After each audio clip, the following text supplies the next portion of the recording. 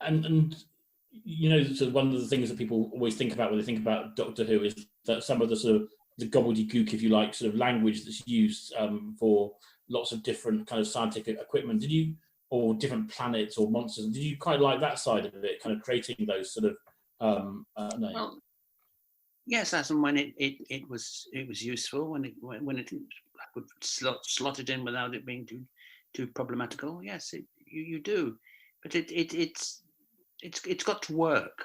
That's the most important part. And to have a great string of words that don't mean very much isn't very helpful to anybody. Really. At least all the actors, I guess. Well, indeed. Watching this moment now, obviously with Dr.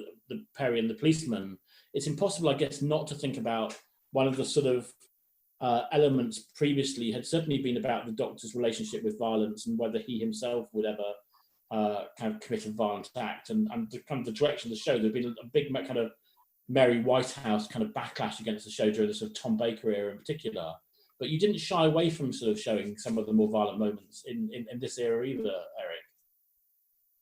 No, because the direction we after Tom went and Peter arrived, we had a youthful Doctor who's able to physically do things.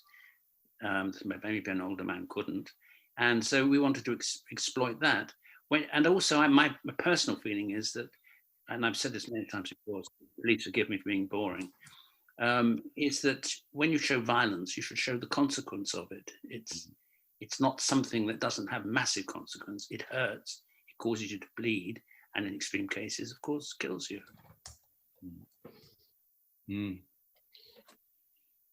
And it's particularly, I mean, in this story, as I see it, there is the contrast between the human on human violence and the cyber on human violence that we will be seeing, I think, in the second part.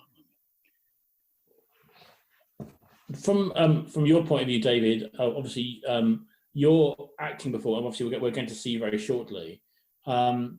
Your performance is restricted, or there's a challenge in the sense that we can't see your face, so we're having to rely very much on your vocals and your kind of physical presence and what you deliver through that. I mean, that as an actor, that's quite a big challenge, isn't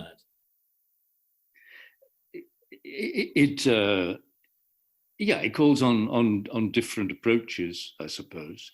And by this time, I couldn't even act with my chin, so I had to, depend on mask work, on voice, on movement to get the point over. And would the voice work be recorded at a later date? No. And that's the difference, the big difference between our 80s Cybermen and the ones who came before and the ones who came after.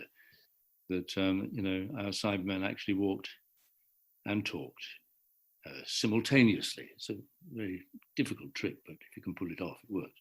And where are you looking to? So just in terms of wearing the suit itself, I don't know how easy it is to get in and out, and I'm thinking about comfort breaks and other breaks and stuff, but are you pretty much sort of locked in, or is it quite easy to get in and out of?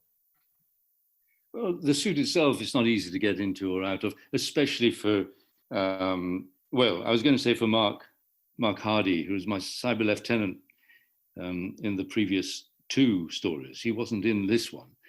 Brian Orell took over that part. But I mentioned Mark because he's particularly thin. He still is actually, but he's particularly slim. Oh, there we are. And so he had quite a lot of difficulty getting in and out of his costumes. You can see actually that our costumes here are less tight than in Earthshock. You remember Earthshock?